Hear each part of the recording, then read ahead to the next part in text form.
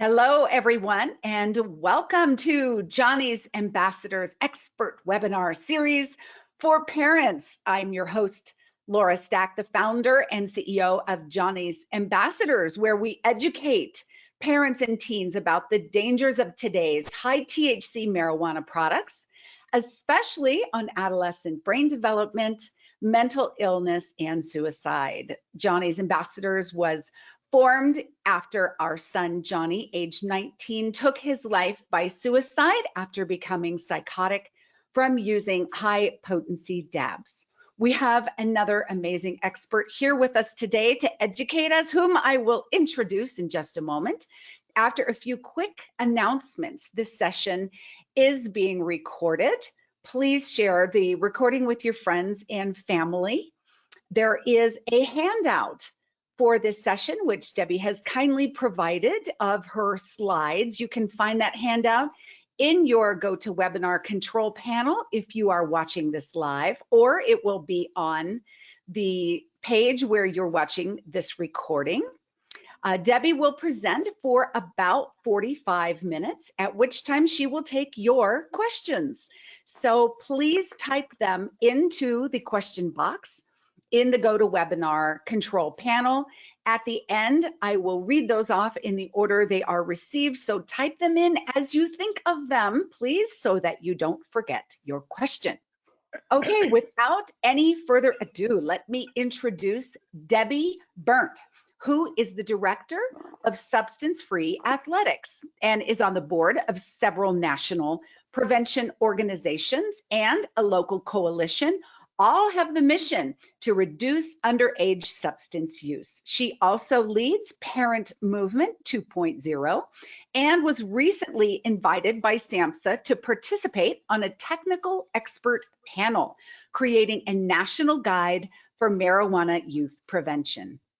As a parent herself, Debbie has spoken to over 10,000 parents and teens since early 2017, when she realized parents on the front line of youth drug use understood very little about today's high potency marijuana, other substances, and almost nothing about adolescent brain development. She finds the same to be true for teens, and we are excited to have Debbie with us here today, who is also on our advisory council for Johnny's Ambassadors. Debbie, thank you so much for being one of our ambassadors.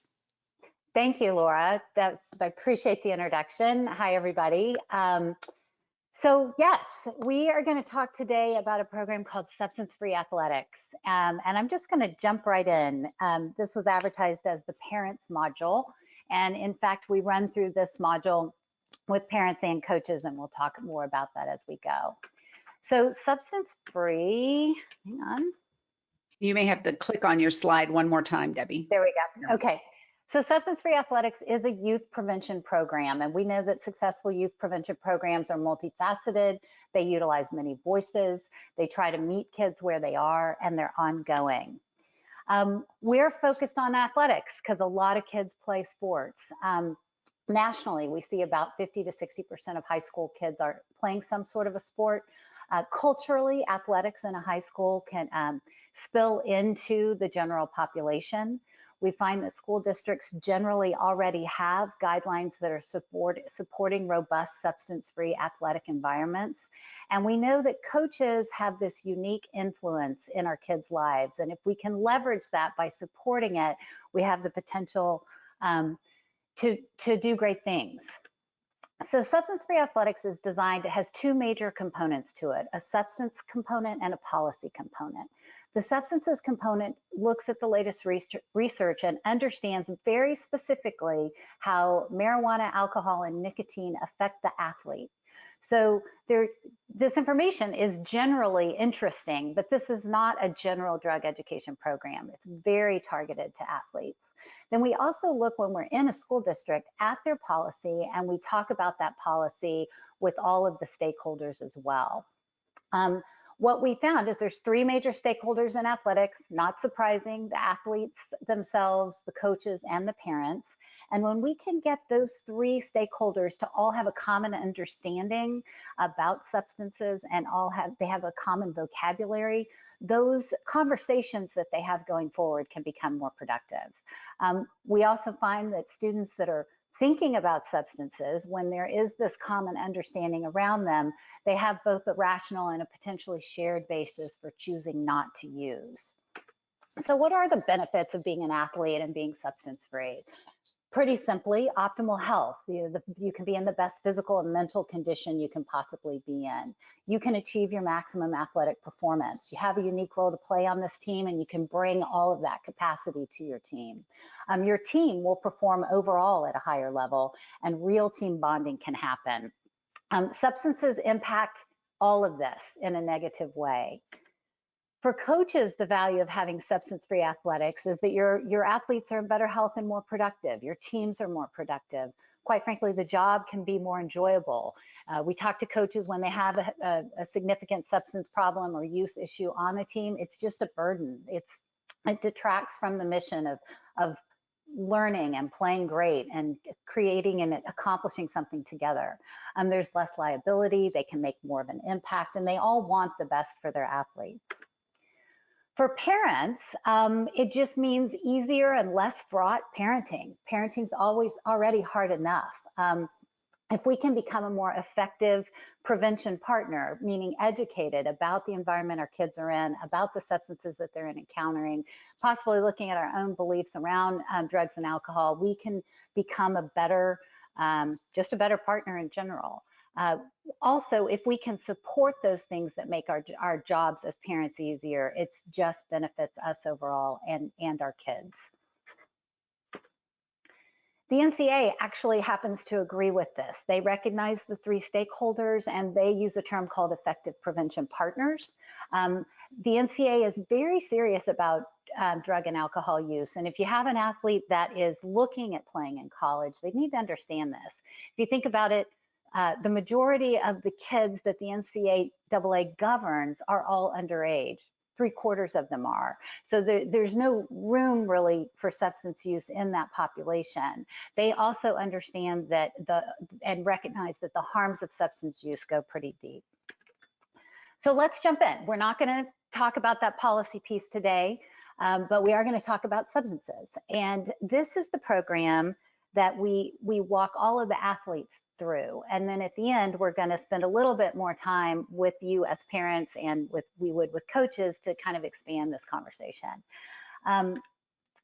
So we start with alcohol. We want our kids to understand that alcohol is a depressant, that it impairs in a relatively non-specific way. It makes you drunk through, the major mechanism is through dehydration, which is interesting. So dehydration alters the cellular membranes in the brain, and that changes the way the cells and the neurotransmitters function.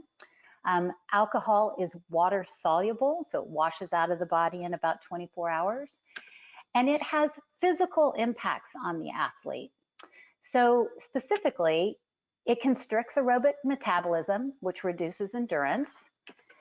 It makes weight gain more difficult to manage. For some people, that means more gaining. For some people, that means more losing, but a difficulty in maintaining is the common theme.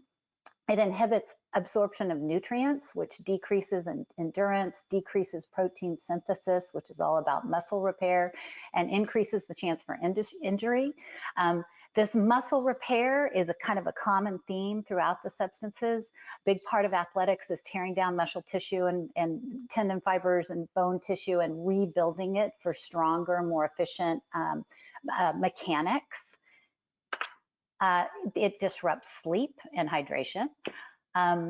We have research that shows alcohol use within 24 hours of an athletic activity significantly reduces their aerobic performance. And we have research that shows weekly use of alcohol can double the rate of injury. So if you think about that, that's weekend use. If you have an athlete that's working hard all week, is drinking on the weekends, and is back at it the next week, they're just increasing their risk of injury pretty significantly. Moving on to marijuana. Unlike alcohol, which is a depressant, marijuana has hallucinogenic properties, which means it distorts perception, it distorts time and space. Marijuana causes impairment, in contrast to alcohol, in a very specific way. THC, which is the cannabinoid in marijuana that makes the person high, spoofs what's called the endocannabinoid receptor system in the brain. Those transmitters, it disrupts the brain function in that system. Marijuana, unlike alcohol, which is water soluble, is fat soluble, and it can stay in the body for a long time. We want our athletes to really understand the mechanics of this. So if you drink alcohol, does all its whacked things in your brain that it does, and then it washes out of your system within 24 hours through all your excretory systems, right? So urination and sweating and breathing. When you smoke a joint or consume an edible, the THC gets into your bloodstream, goes to your brain, makes a user high, and then once they're done being high, or I'm sorry, while they're still high, the body will start pulling THC out of the bloodstream and storing it in fatty tissues.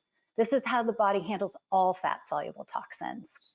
Once the person is done being high, so they're more at stasis, the body will start leaching that THC back into the bloodstream and moving it towards those excretory systems. So if you when that process is happening, that is a very low level of impairment. So when that THC is re-entered into the bloodstream, and a person would not seem high while that's going on. They can cognitively rise above that. If they were to take some really sophisticated memory or physical tests, that impairment could show up on those tests. So what it means is weekly use can, again, compromise skill and performance improvements during the week, or weekend use and then during the week. We also want athletes to understand that marijuana has neurological impacts, and that your brain is actually the most important athletic organ that you have. The brain is very elastic and very adaptive, and you receive feedback all day long through your five senses that gives you information that goes up into your brain, gets processed into knowledge and stored into memory.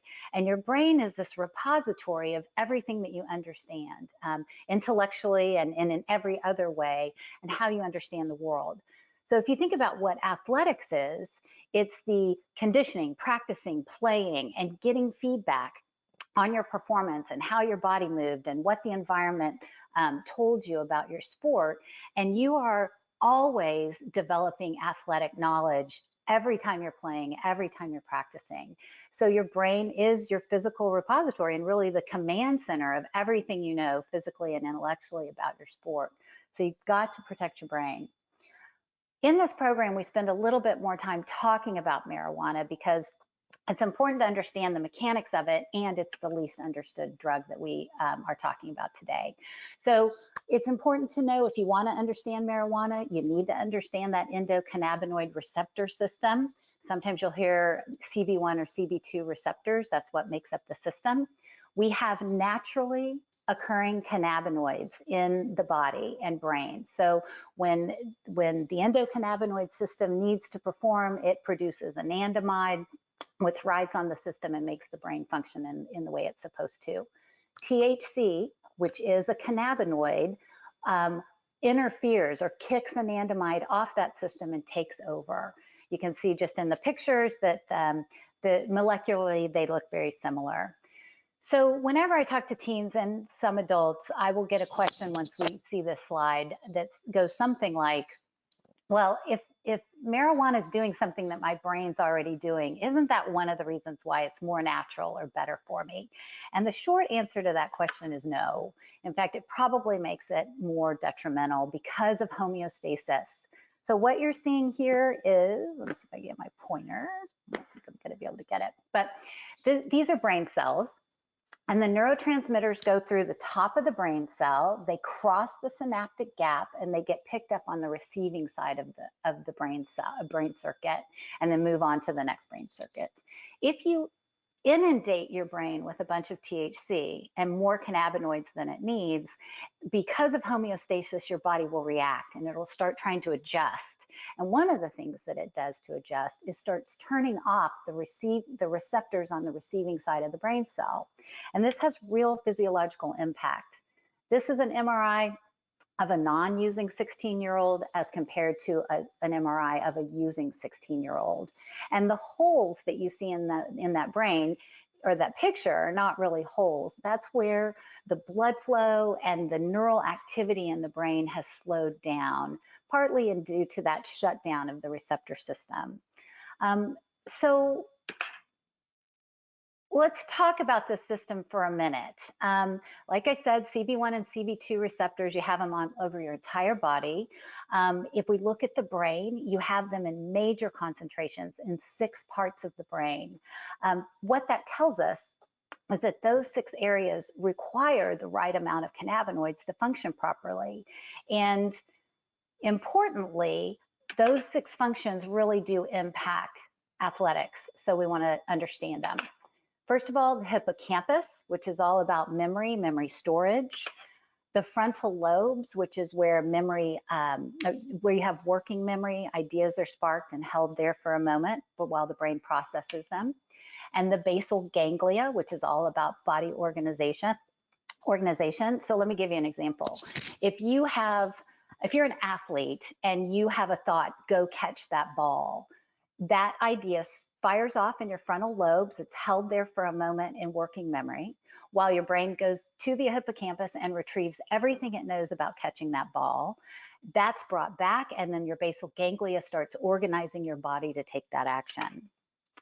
The cerebellum, which is all about fine motor adjustments, gets involved as you get to that ball, and you reduces your speed and corrects your angle so you can actually catch the ball. So a lot of physical mechanics are managed and overseen by this endocannabinoid system. Then we have the amygdala, which is more of an emotional processing center. Motivation comes out of the amygdala. All kinds of excitability and connection. There's a concept. If you've ever talked to a person who's been high, they might tell you a story like, I ate a chocolate chip cookie and it was the best chocolate chip cookie I've ever had in my life. Well, what's happened is while they were high, their brain failed to go get all of the memories that it has about chocolate chip cookies and brings them back. So in fact, that could have been the worst chocolate chip cookie they ever had. It could have been a severely average chocolate chip cookie, but their brain is understanding it and their experience is understanding that it's the best chocolate chip cookie. And that experience can get stored into memory with, incorrectly, even though it's incorrect, it gets stored into memory and can start to degrade our overall understanding of what a chocolate chip cookie really is and isn't about. So put that in a sports context. Let's say we know some athletes play high and practice high, and then with that low level of impairment that can occur even after a person is not high, if someone's practicing their jump shot over and over and over again, and they think it's great and they're high, they don't know. They're getting potentially compromised feedback from their environment, maybe an average technique. It might have gone in, but it may have just been really, kind of luck instead of skill. And so that information can get stored in memory as well, and just creating a disintegration or a misunderstanding of the game and start to degrade their ability to excel over time. Lastly, the 6th area is the nucleus accumbens, which is part of the pleasure reward pathway, which is where dopamine gets fired off. And dopamine is an important part of adolescent growth. It's an important part of life. Having a balanced dopamine system makes everything in life easier. And it's certainly a place where sports comes into play. Lots of dopamine release with sports and athletics. And you want that to be true and real and uncompromised by drug use. So we end this marijuana section with a video, and I'm going to ask Laura to play it for us. If you are watching this in this video after today, this is probably going to be a black screen, and I apologize for that. The system just works that way. It's about a minute long. If you want to go look at the video yourself, the link is on the slide, but you'll probably want to fast forward for a minute and come back to us. So Laura, could you play it?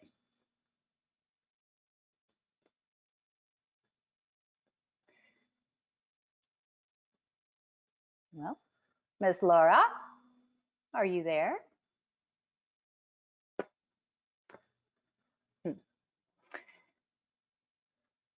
Okay, I'm going to see if I can play it. Let me see. Hang on a second. I'm sorry, Debbie. I am here. My mute would not go off. No I problem. apologize. Let me show the video here.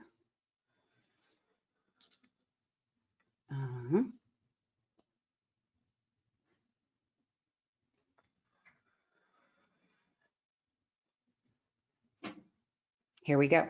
Okay.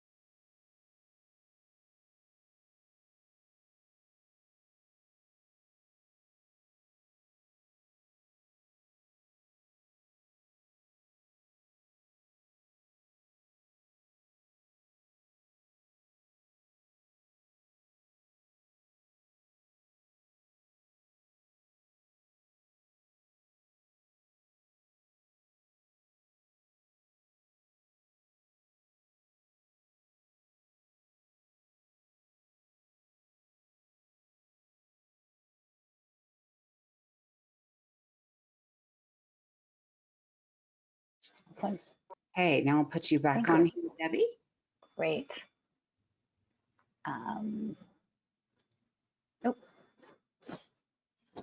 There we go. Okay, so are you seeing? Yes, we're back on your presentation. Great, and we're seeing the nicotine slide? Yep. Yes, all set. Great, so that wraps up marijuana, and then we move on to nicotine. And so we've had depressant with alcohol, we've had hallucinogenic with marijuana, and now we have a stimulant with nicotine. And nicotine, as we know, does not actually intoxicate, but it overstimulates the adrenal system, and it absolutely can addict. We're also back to water solubility. And the effects of nicotine are largely physical. So there is an artificial stimulation of that neuromuscular junction. People get large bursts of energy when they consume nicotine. It resolves very quickly in the system, which leads to lethargy and the craving for more nicotine. This is what makes nicotine so addictive. There's also a considerable amount of vasoconstriction, which is the narrowing of blood vessels when you consume nicotine. And this has serious impact on athletes, right? So it increases blood pressure, it decreases blood flow to the heart. It can cause irregular heart rhythm, increasing heart rate, and it places this general greater load on top of the heart, which athletics is already doing in a really healthy way.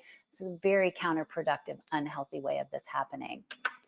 We also know that athletes that consume via their lungs, so that means smoking or vaping, nicotine or THC, that repetitive bronchodilation of lung consumption that's caused by smoke or aerosol has all kinds of implications.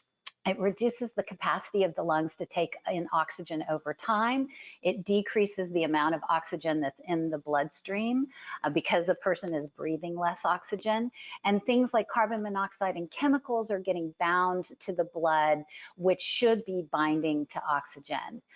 It's a tremendous amount of carcinogens and toxins that a person consumes if they're smoking or vaping. We also, that process causes the release of enzymes that again break down and slow collagen, which is needed for healing and recovery. And athletes who use via their lungs have less endurance, they recover more slowly, they heal more slowly, they're weaker, and they generally suffer more injuries than their non-smoking peers. So that's our three majors, right? Alcohol, marijuana, and nicotine. And we do spend one slide on opioids. Athletes need to be careful. Athletes encounter prescription opioids usually through sports injury. Oxycontin, Vicodin, Percocet are some of the more common. We want athletes to understand that these are highly addictive and that they really need to stay aware of how they're feeling while they're on them, and they need to follow the prescribing regime pretty closely. We don't want to be overprescribed with opioids anymore. Make sure they're disposed of properly. The CDC has a great flyer on them that's part of our handout set. You'll see a link to at the end. And then we want our athletes to understand fentanyl. Heroin, which is a street opioid, some people don't understand that, is now becoming lethal because of something called fentanyl. In fact, all street drugs are. In the last 3 to 5 years, fentanyl is a hyper potent opioid that street manufacturers are starting to use quite liberally in the production of drugs. So what someone might think is a more normal opioid they would be buying as heroin might actually be fentanyl. You'll hear that fentanyl is laced in all kinds of drugs, and that is true. There's also kind of a shift in the street drug manufacturing process that just says, if you want to get high, I'll get you high. Do you really care if it's ecstasy or cocaine or meth? You know, lots of street manufacturers are just using fentanyl, and it has a quite dangerous and deadly effect on a lot of users. We spend a minute talking about addiction with athletes, that they really need to protect themselves. What we know now is that 90% of adult addicts started using something before they were 18. So these athletes have a real opportunity to protect themselves long term. We want them to understand that addiction is a chronic disease. It's not like you break your ankle and you spend a couple months repairing and in rehab, and then you have no real effect from that going forward. Addiction is lifelong. It's more like a diabetes. If a person is lucky enough to get into recovery and find long-term sobriety, it is still a daily, it requires daily management to stay in that long-term recovery. We want kids to understand their brains are not fully developed until they're 26, so they are much more, it's one of the reasons why they're much more susceptible to addiction. We also want them to understand that if they come from families where there is addiction, they're at a 50% greater chance of becoming addicted themselves versus their friends that don't come from families with addiction. And we say really clearly, addiction in families is really complicated. It can be a really hard topic. Every family that is dealing with it in a different way. Some are very open and very verbal. Some don't acknowledge it, that it exists.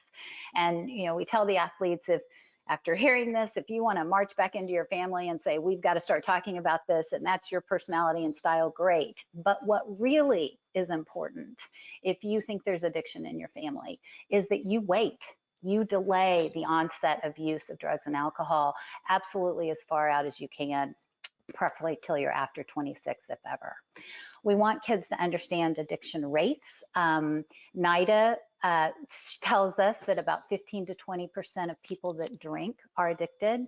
About 30% of people who consume marijuana have a use disorder, and that 85 to 90% of people who consume nicotine have an addiction problem with it. And that, you know, vaping's a little tricky. People think they can just kind of get in and out of it quickly, but in reality, only about 10 to 15% of us can kind of vape here and there and kind of be unaffected.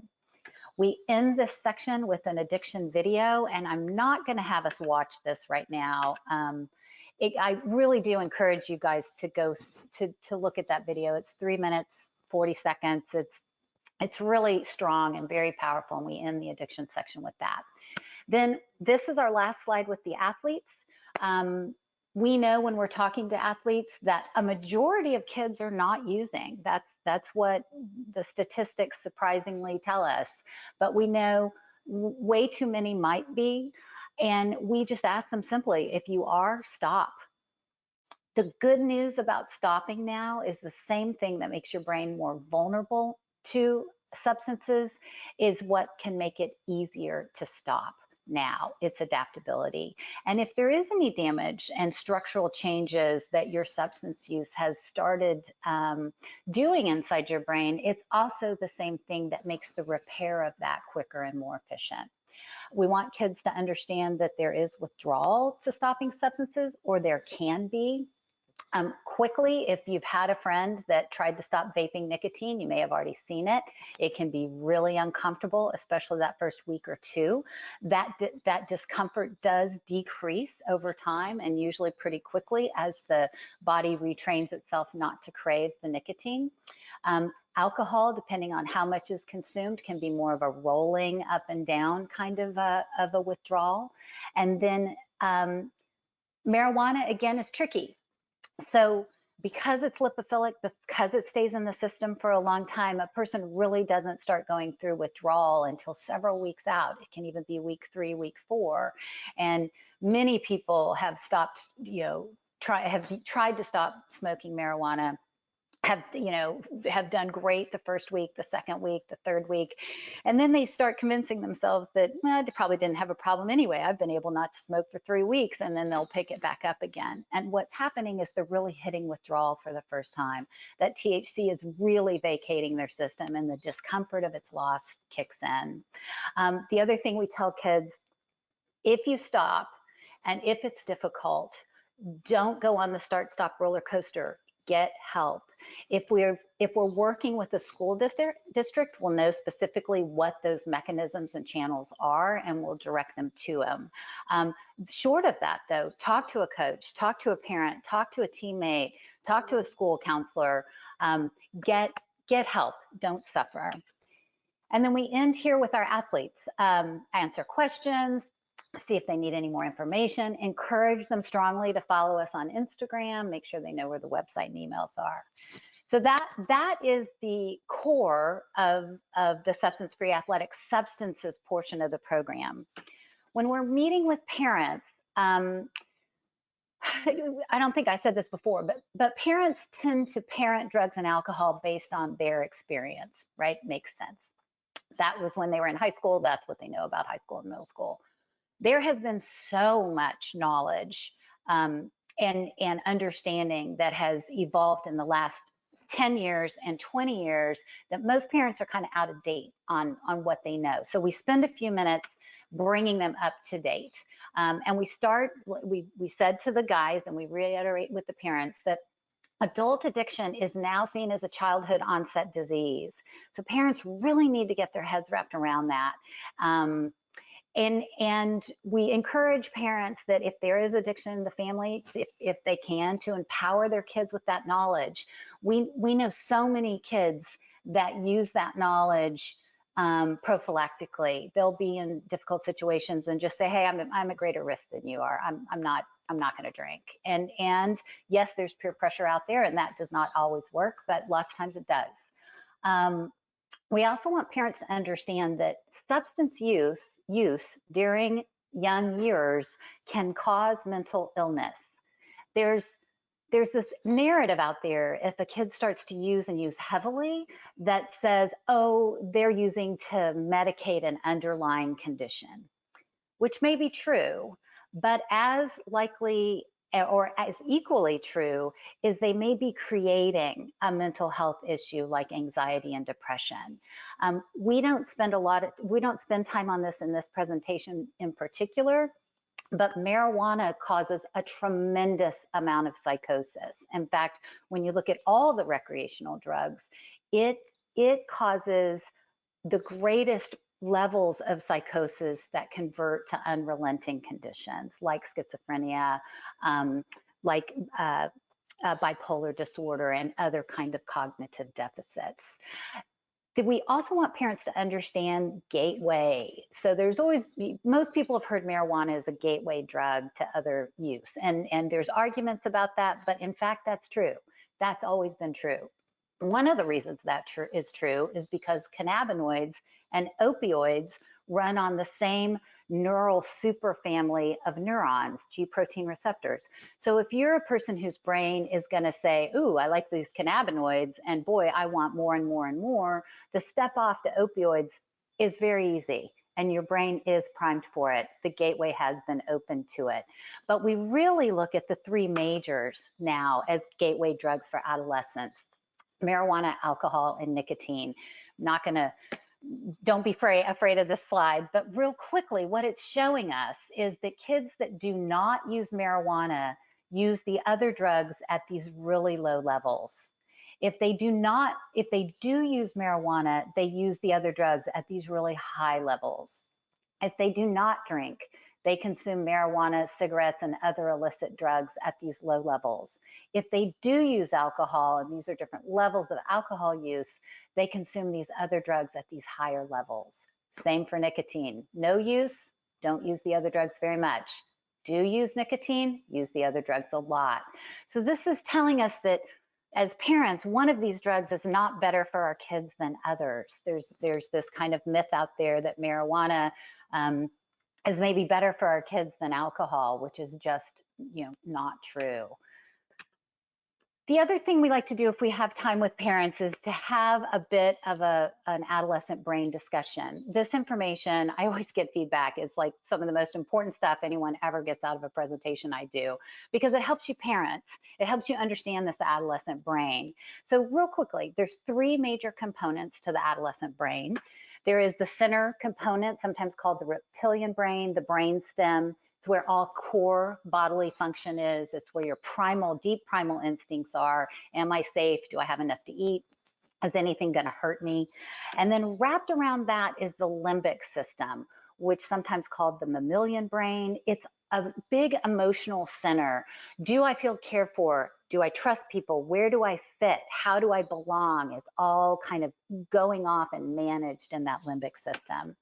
Then wrapped around that is the prefrontal cortex. That's your executive function, right and wrong, discernment, cause and effect, impulse control, those kind of higher levels of thinking. And the reason that's interesting, both as a parent and relative to drug use, is that kids from 12 to 17, from a neurological development standpoint, are highly focused in that limbic system. If you do an MRI of a kid of that age, their limbic system is lit up. It is processing and learning, and the feedback is just going like crazy. When they get to 18 to 25, it shifts and the limbic system calms down and the prefrontal cortex takes over and it gets lit up, and it's all this growth and incredible connectivity that happens. And we said it before, but then most neurologists look at the brain being fully developed at 26. Some would argue 28, some would argue 30, but it's generally accepted that it's 26. So what that means is, this is actually the reason why we have to keep parenting, right? Because we have these 12 to 17-year-old kids and we want them to be, they're doing a lot of things that are adult, they're taking on a lot more responsibility, but they do not have a fully developed prefrontal cortex. That's why they do things and we go, oh my God, do you not have a brain in your head? And the fact is they don't have their brain fully developed in their head. So this also tells us why peers are so important, because they're all about the limbic system. They're all about fit. Where do I belong? How do I see myself? That kind of thing. So if we can, I think this is very empowering for parents, because the whole peer pressure conversation is difficult, right? But your friends suck. What kind of conversation is that in the household? It never goes well. It's not productive. But if you can understand that what kids are doing is trying to figure out where they fit, you can broaden that conversation and you have the potential to actually help your kids navigate difficult situations. Relative to drugs and alcohol, we know that they are complicated neurologically and that you really are going to handle them best if you have your brain fully developed. And 12 to 17-year-olds are really not neurologically capable or ready to handle drugs and alcohol. The last thing about the brain that we tell parents is there is this neural pruning and myelination process that's going on. So lots of things are being pruned away from the brain, and what a kid spends time on is being myelinated in to their brain and creating really efficient brain circuits. And what that means is if you're using a lot of drugs and alcohol when you're 12 to 18, that might get myelinated into your brain as well and just make it more difficult to get it out of your life later. Again, because marijuana is such a hot topic today, we like parents to understand that the weed you might have smoked in high school does not resemble the weed available today in any way, shape, or form.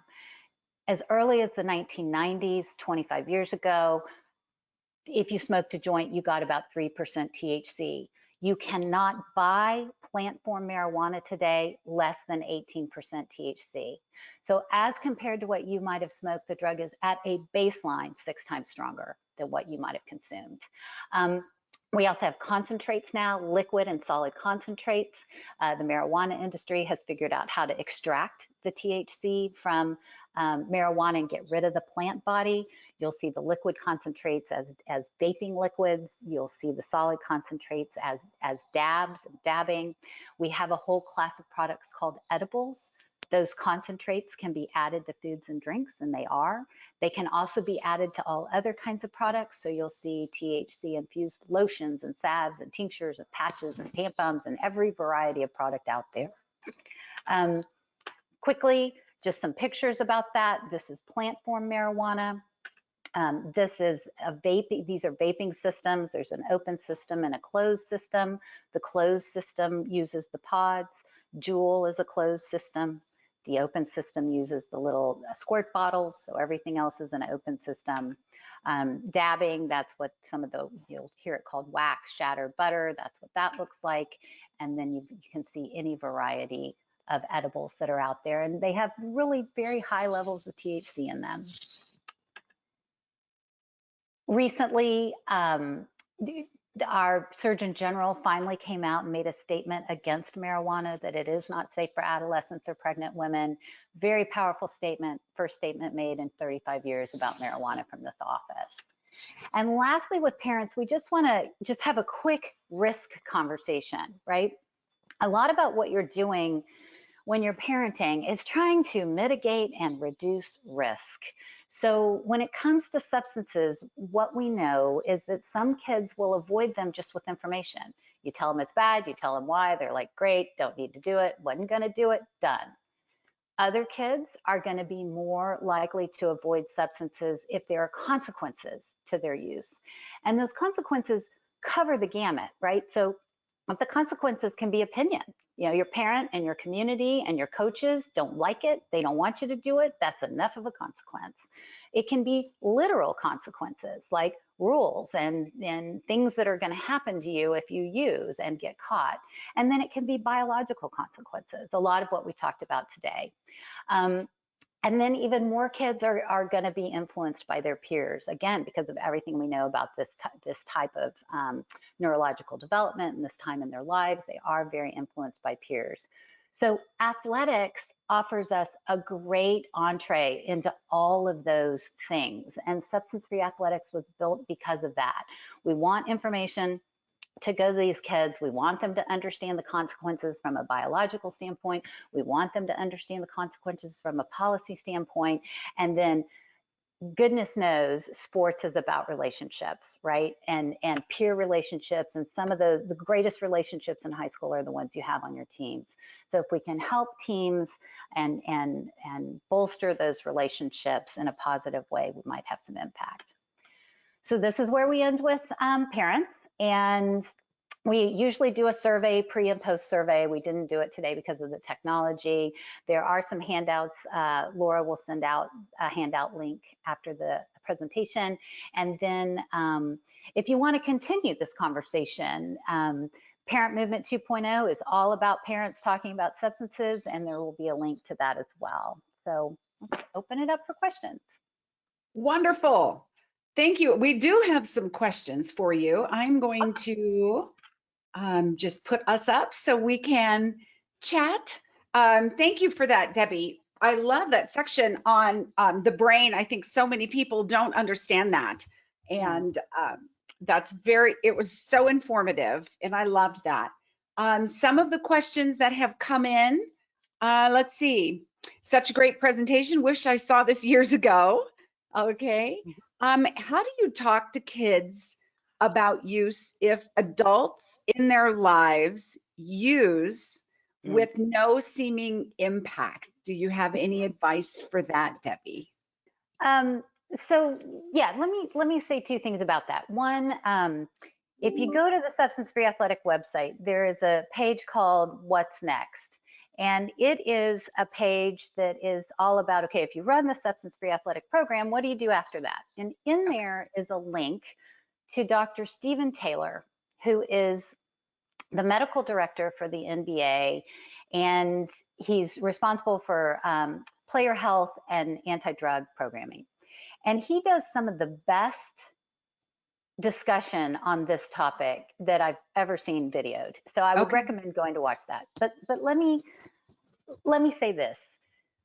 One of the things that's important about substance use, and one of the reasons why you'll hear people say you don't want to be shrill or you don't want to be reefer madness about everything, it's not because you don't want to discuss the harms, but it's because you want to be realistic about it. And there are kids, I mean, you saw the percentages, right? Of 20% alcoholics, 30% marijuana addicts. There are people that are going to use and they're going to be okay. That's not the topic. The topic is about risk. And when we're talking about kids, their chances of being okay, if they're using while they're young, is much less than an adult who's using. And that adult who in your life who is using and maybe seems okay, first of all, you don't know the whole story about what okay is. You know, maybe they've had all kinds of compromise in their life that wouldn't have happened because of their use, but it wasn't so bad that it completely derailed their lives and they're not in a gutter. Yeah. But it's still your chances. If you start using while you're young, you and your brain are at such greater risk than that person. And you don't know their background or their genetics or any of that that might be making them okay. And so anyway, I'll leave the answer at that.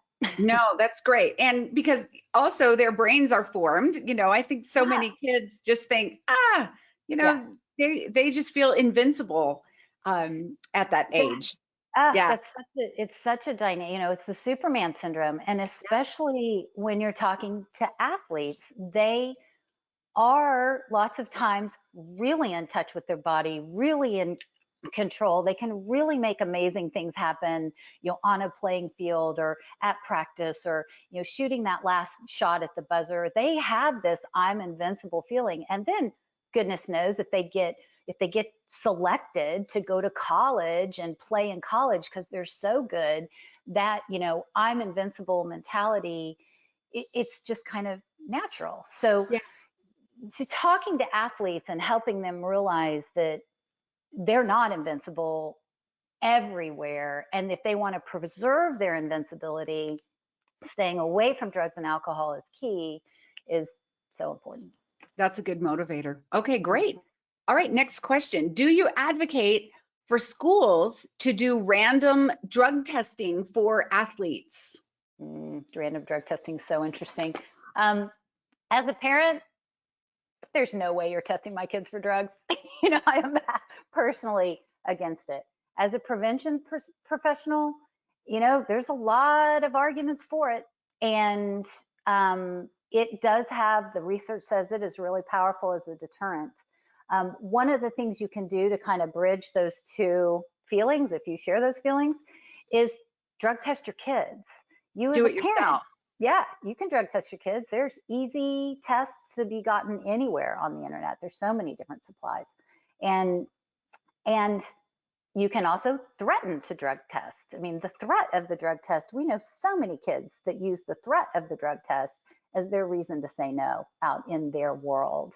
And I can't, my mom's drug testing me, or my mom says she's going to drug test me, even if she's not. So there's a lot of ways to kind of incorporate that prior to making it a systemic, system-wide implementation of drug testing. So.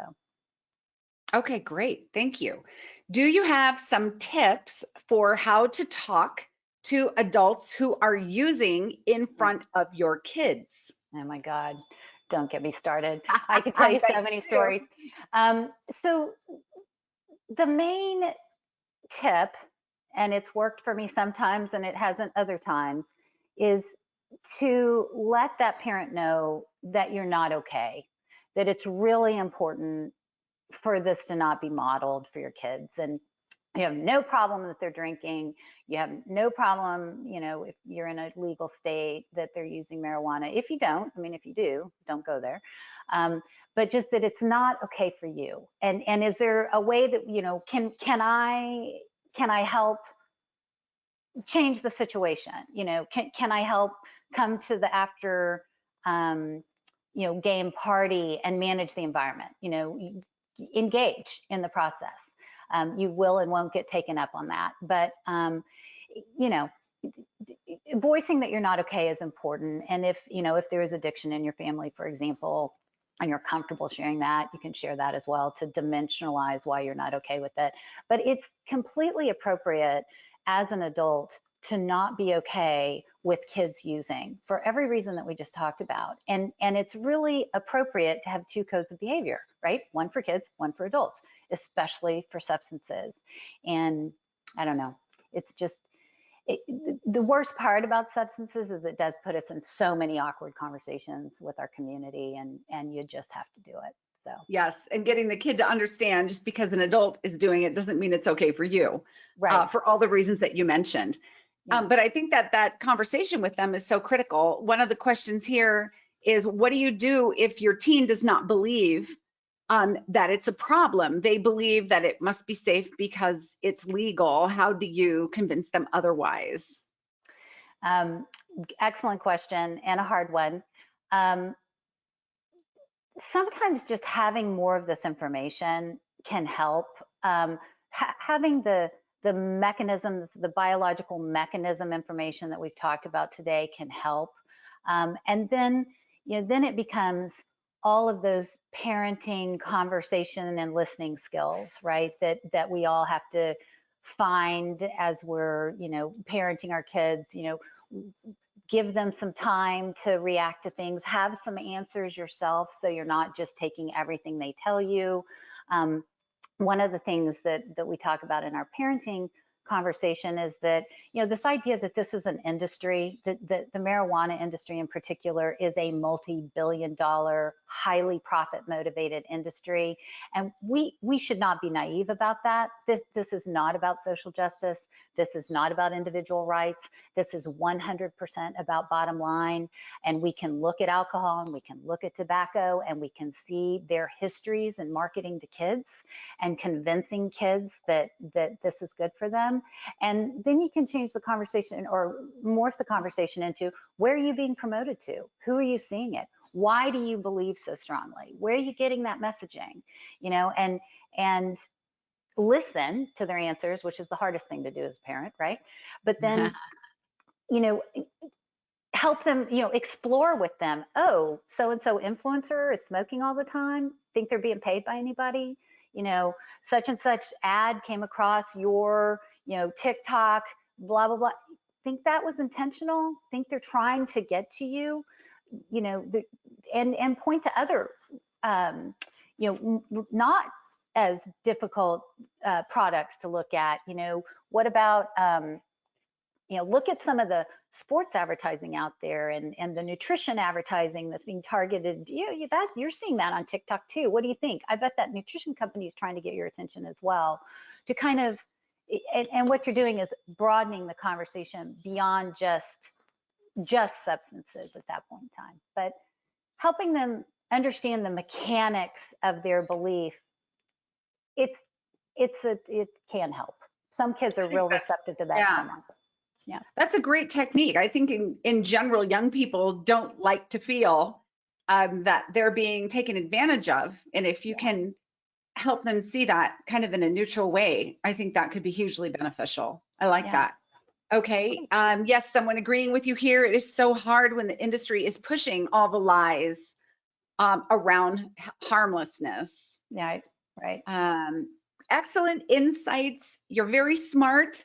Are there any high-profile role model athletes that are taking a stand to model sobriety? Do you have any samples of that where kids can get some inspiration to emulate them? So yes. So hopefully, substance-free athletics is going to start actively working with professional athletes. Oh, great Yeah, idea. we're on a couple of tracks right now that have a lot of promise, and it's really exciting.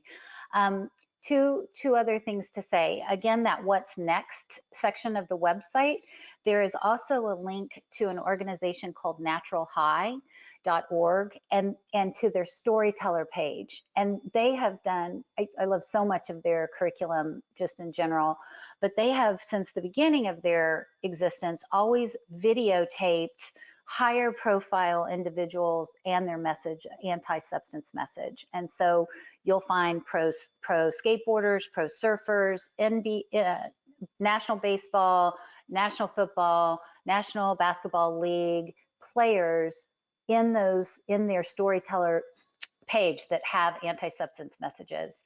There's Wonderful. also, yeah, so it's great. There's also Darren Waller, who I think he's an Oakland Raider. I get my football positions messed up. Might be running back. I don't know. Anyway, he I'm has glad you had that question and not me. I couldn't answer it. he is a guy right now, super high profile, who hit his peak of addiction during his career and was able to get into recovery and come back to his career. And he's like the top, athlete in his position now. So he has a big anti-substance message that he's putting out there as well. So, Wonderful. And then there's Chris Herron, who is also on that What's Next website. Chris Herron is remarkable. And go to that link too. His First Day movie is just remarkable, and he's an ex-NBA guy. So Awesome. Well, that will give her some places to start. mm-hmm. Thank you for that. I love the idea of having as part of your project some high profile athletes. That's great. Yeah. Let's see. An amazing movie is Touched by God. The Andy Irons, which is the champion surfer. Okay. Very sad he lost his battle with addiction. So that's a good one for them to watch to see the impact of substance abuse. He was a world champion. Touched by God, the Andy Irons story. Wow, that would be very impactful. How do you get access to the students and the parents version of this presentation? Okay, so can we go to substancefreeathletics.com and there is resources are there? There's a resource page there, and the intention for the materials is that they're all free and available.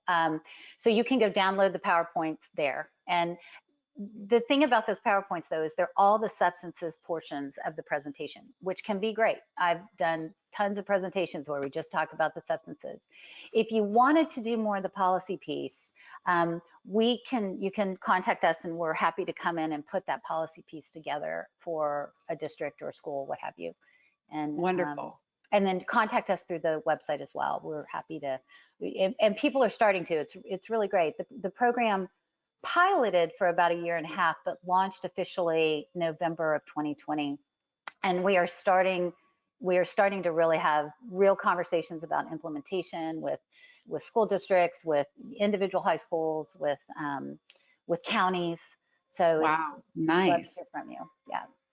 Super. Okay, last question. What do you do when the coach promotes use in practice, such as the baseball coach promoting chewing? Yeah. Okay, so chewing, boy, is that a 1980s hangover? Yeah. Okay, so what we find is that most adults don't understand that there's any downside to substances when they're liberal with kids about them. So first thing would be, hey, could you watch some of this information, explaining the concern? Don't have to be a parent freak, which I'm guilty of sometimes, but just, hey, I'm worried about this. I'm thinking it sends the wrong message. Tobacco and nicotine are a big deal. Could you stop promoting this? Could we disallow this? It's illegal, actually, for you to be promoting it. The tobacco laws in every state have increased to 21 now. There were some that were still 18. So that, and then if not, or pushback, what have you, could you watch this video that I just watched, about the nicotine is problematic for athletes. And then, take it from there. I mean, parents, adults don't understand what they're taking on. They're taking on real legal, physical, civil and criminal types of legalities when they are serving or encouraging kids to use any of the substances.